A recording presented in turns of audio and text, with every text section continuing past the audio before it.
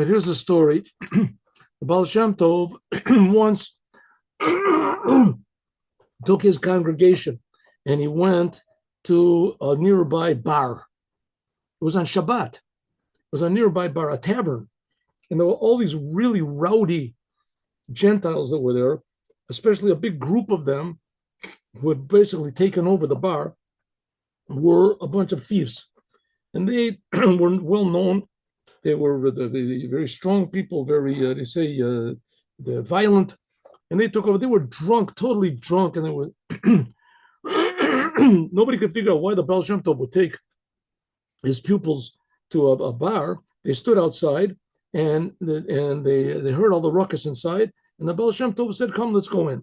So they went into the bar. Of course, everything was cursing and they're not very not appropriate things for the Baal Shem Tov. And one of the congregation had a small son, and he said, he told us, the boy, Moshe, stand up on the table. Of course, as soon as they came in, all the non-Jews were all like very surprising. They were startled. So he took the young boy, put him on the chair, and he said, Moshe, sing. And the boy started to sing, and he sang a happy song. Ashreinu, Ashreinu, Matal Chokenu, Umanayim, Umanayim, Umanayim Goralim. All the non-Jews, all these thieves, they were very quiet at first. And then the head of them was a big, awesome-looking person with scars on his face and this. And he had a long record of crime and thievery and terrible things he had done. He listened. For some reason, the song caught him. And he was drunk anyway, and he started to dance, and he clapped his hands. Everyone saw that he was doing it, so they did it also. And he started to dance and to dance. He was drunk. He was dancing around, and he grabbed a hold of the boy, and he said, what's this boy's name? He says, my name is Moshe. He says, you're Moshe, and I'm Ivan. I'm Ivan. And you are Moshe. Moshe, sing. And he sang more. He said, that's what the Baal Shem Tov said. Okay, let's go. And I even shook the Baal Shem Tov's hand. Thank you very much for the entertainment. And they left. These people, fierce anti-Semites. So the whole thing was a pretty dangerous situation. But nevertheless, that's what he did. Years later, this boy Moshe, he grew up, of course, and he got married. And he became a very successful jeweler. He dealt in gems. And he used to travel in very dangerous places. And that's how he made his money, because he was fearless. He had a gun also with him. And one time as he was driving, so the driver stopped. There was a big log on the road. He went out to fix it, and suddenly thieves jumped out from absolutely nowhere, and they grabbed a hold of him. And Moshe, he was already, let's say, 30 years old. 30 later, and they grabbed a hold of him, tied him up to a tree, and said, okay, Jew, tell me where you have the money hidden. So I know you have money somewhere in there, in some sort of a safe. If not, we'll just tear your whole wagon apart. You tell us where it is, and we'll leave you alone. So he told them where they had no choice anyway.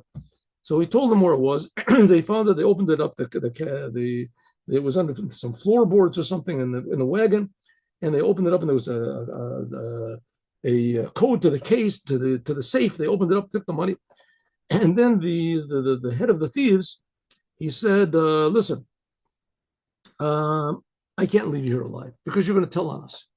So we've decided to kill you. So I'm going to kill you. So the thieves that were with him, it's a good idea.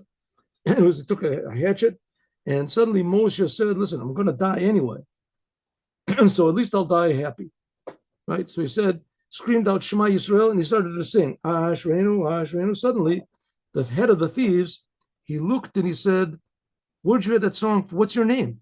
He says, my name is Moshe. He says, you're Moshe. Sing that song. He sang the song. He says, you're Moshe. I'm Ivan. I'm Ivan. You're Moshe. He says, that happened, that story that happened, that was 20 years ago.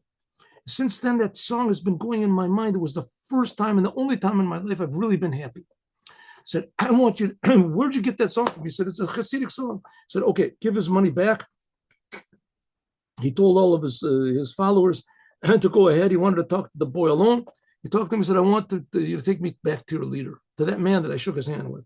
He went back, and it ended up that the Baal Shem Tov revealed to him, to Ivan, that in fact he was a Jew, and that he had been abandoned by his parents when he was just a baby, because that was in the time of the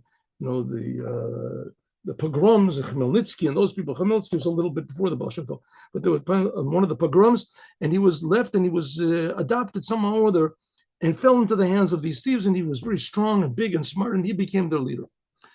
Ivan, at that point, became, he repented from everything that he did, and he became a religious Jew. So it ends up that the Baal Shem Tov saw what was going to be in 20 years, and that's why he brought the boy to Ivan on Shabbat to sing the song in order to save his life. And so it will be with us that soon, and the Rebbe has it all arranged, that all of our enemies will realize that the Jews only have good things to give them. They'll feel the only time that they were happy in their life, and the whole world will be filled with the oneness of the creator of the universe, with the Mashiach now. Have a good day. God bless you all.